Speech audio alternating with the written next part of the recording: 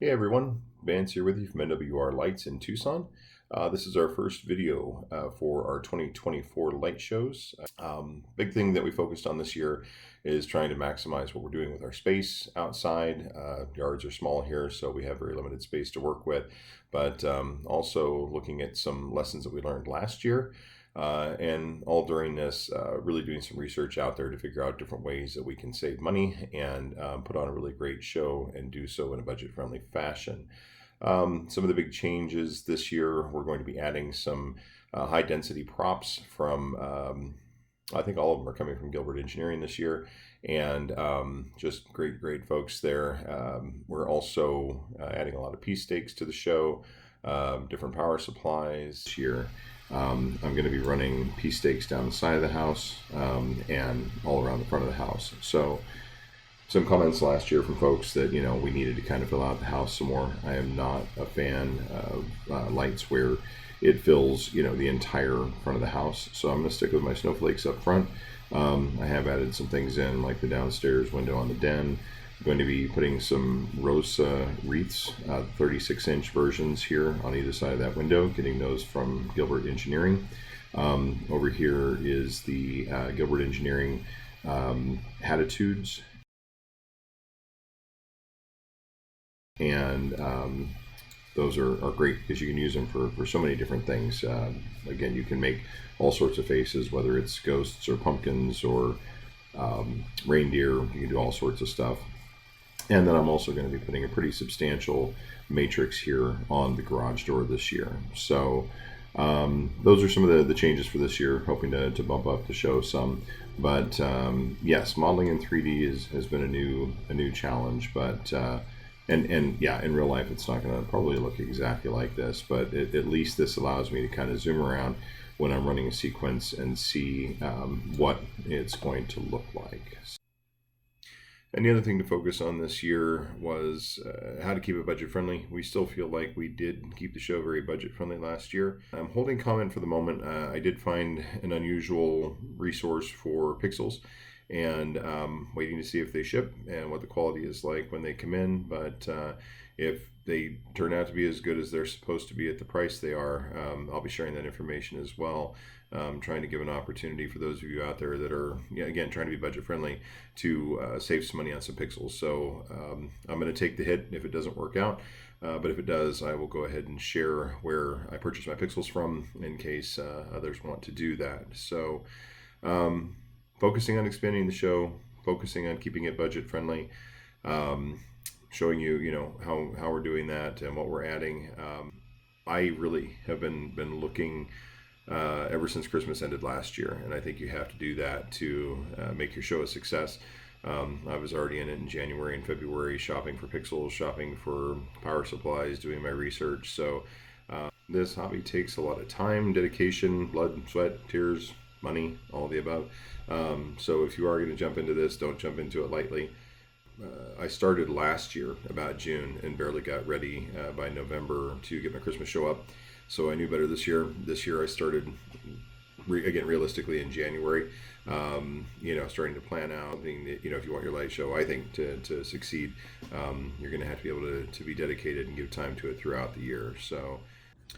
Okay, so I realize that everybody does their setups a little bit differently. Everybody has different circumstances, so that makes sense. This was actually our main controller last year, and it was a great one for somebody who's just starting out. This is a Culp K16A-B, and I got it last year. It was coupled with a BeagleBone Black, I think revision C. And this was great because it gave several options. Number one, you had 16 local ports to drive pixels directly from this controller. And then you were able to hook up the smart receivers to these RJ45 jacks here and extend the show out. This was ideal because all you had to do was run these lengths of Ethernet cable to be able to extend the show and not have everything tie into this one. What I found is that out of 16 local controllers on this one, I was only using about 4 last year, and I knew with what I had planned for this year, I was going to need more of these jacks. I wanted more of the ability to run the smart receivers as opposed to tying in locally. So I've changed out this year and am moving on from this controller. But to show you what else I was using in the show, these will probably look pretty familiar to everybody from Falcon. These are the smart receivers. And again, an Ethernet cable from your main controller onto the smart receiver. And then you've got, 4 locals to tie in here. This is at 40 frames per second. You get about 800 pixels per. So this is, this is 3,200 pixels on this nice little board right here. Easy to do. And then in the box where I had these tied in, then of course there was usually a need for power injection. So we have these great little power injection boards, also from Falcon. Whoops, that's upside down.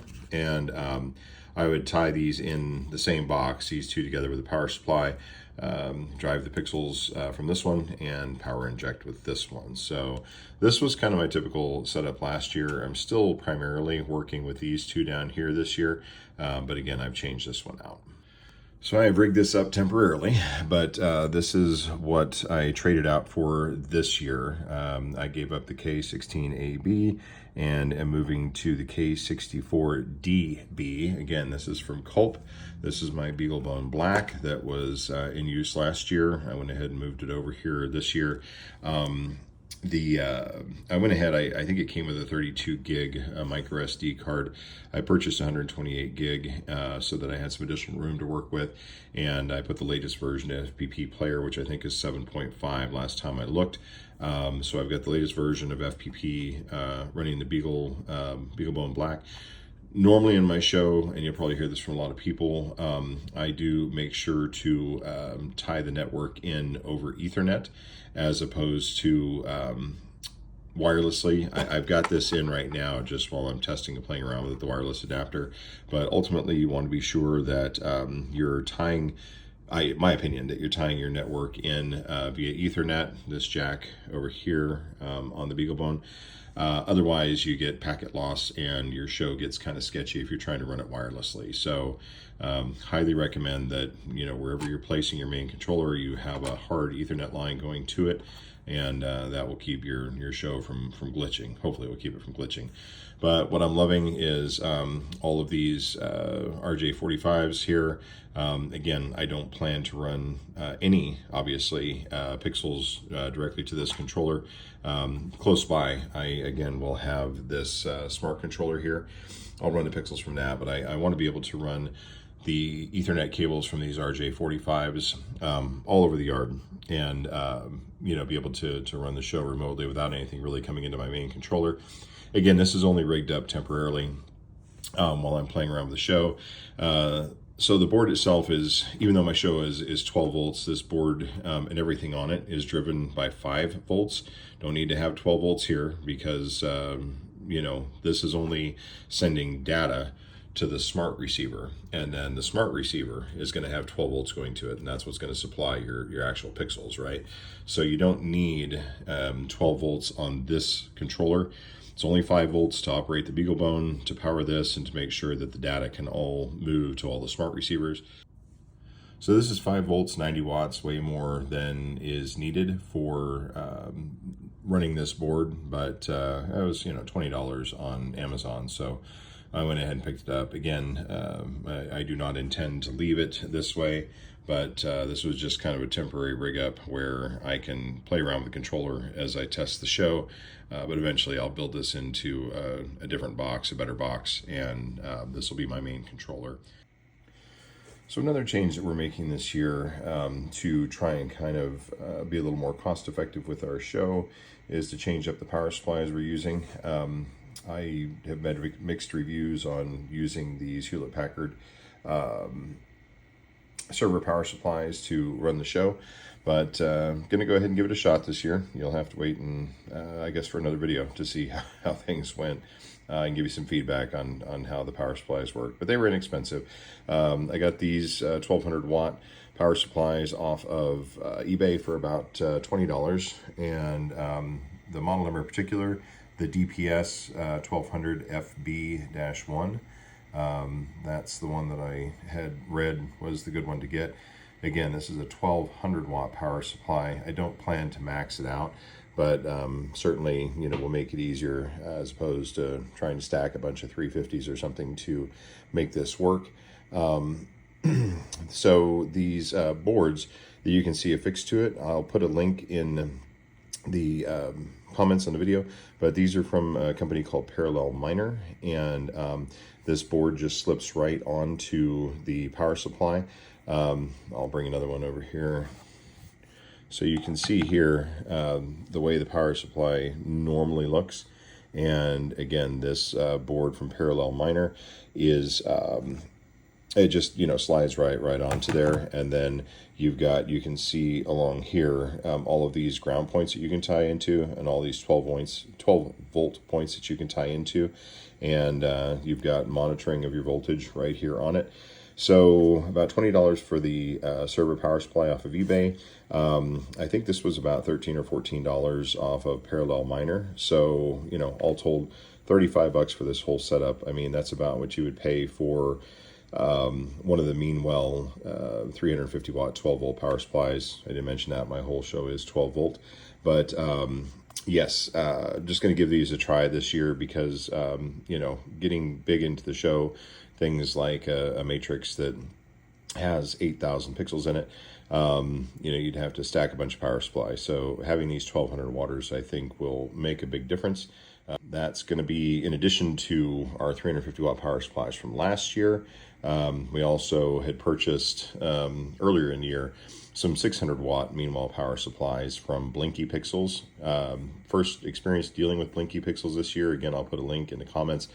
Great people to deal with, great prices, and great customer service. I'm going to be honest, I accidentally ordered the wrong pixels, and they were good enough to take the pixels back from me and fix me up with a refund. Everything was great. So as far as cables go, realizing this year that Memorial Day was a great time to already be looking at your light show for the year. A lot of Memorial Day sales out there. It included one from Wired Watts. I mentioned them last year. Absolutely love these folks at Wired Watts. They always take great care of me. They ship quickly. Their products are outstanding. No, I don't get paid to say that. On that note, that is a big lesson that I learned from last year. I really thought that I would save some money by building my own cables, buying the pigtails and bulk wire, and creating my own extension cords. It's not worth the time. If, you know, the extension cords range anywhere from $3 to maybe $7 or $8, depending on how long, you know, 5, 10, 20 feet. Absolutely worthwhile, in my opinion. If you can afford to do it, buy pre-made extension cables. They make your life a whole lot easier. You'll waste a lot of time building your own. Don't do it.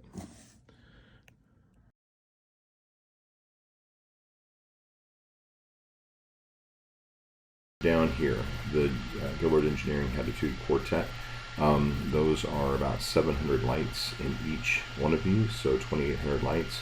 You know, generally speaking, it's actually like 0.6 watts per pixel, but for the ease of math, because I really run it at 100%, I just consider it 0.5 watts. So I need 1,400 watts of power to drive this, and I am going to be running two Meanwhile LRS 600 watt power supplies, so 1,200 watts that I'm going to be running over here.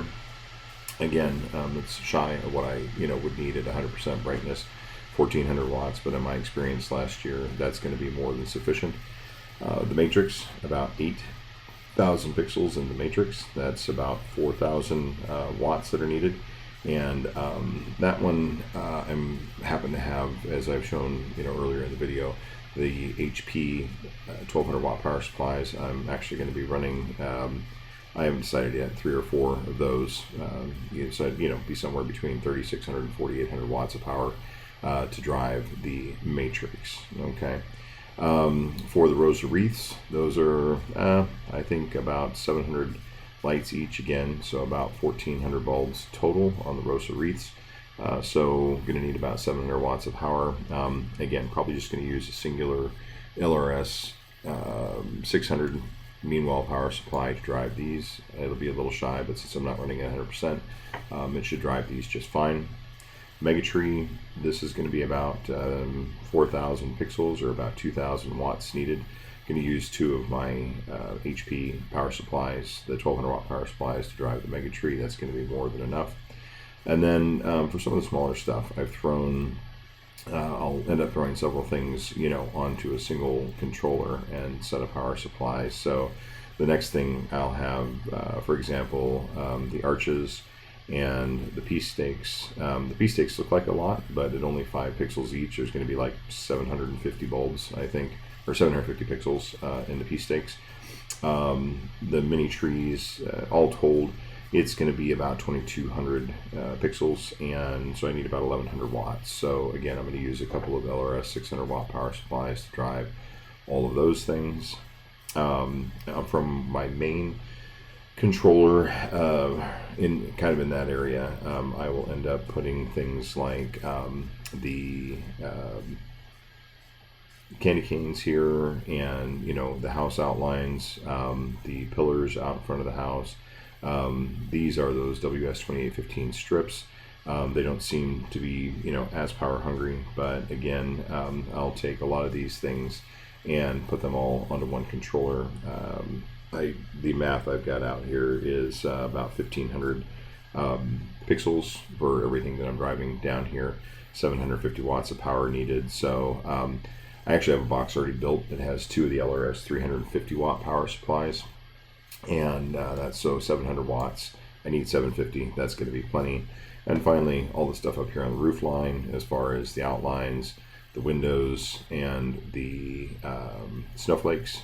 And I think it's about 1700 pixels total upstairs, so about 850 watts needed. I actually have a box built with the 1 HP power supply, which is 1200 watts, going up here.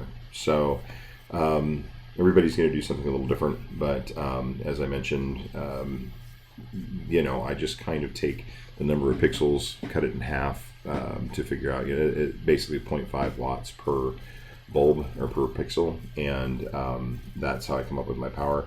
And since I'm really never running at 100%, sometimes if I come in a little shy of what is needed for a certain area, I'm really not concerned about it. Again, last year I ran some areas just a little shy on the power requirements that I needed, and I had, with a 12 volt system, I had no fading or discoloration or anything like that. So just depending on how you run your show, you can certainly go with a little less on your power, but all kinds of options: the LRS 350, the LRS 600, and as I mentioned earlier, these HP server power supplies, which are 1200 watts each. So there we go.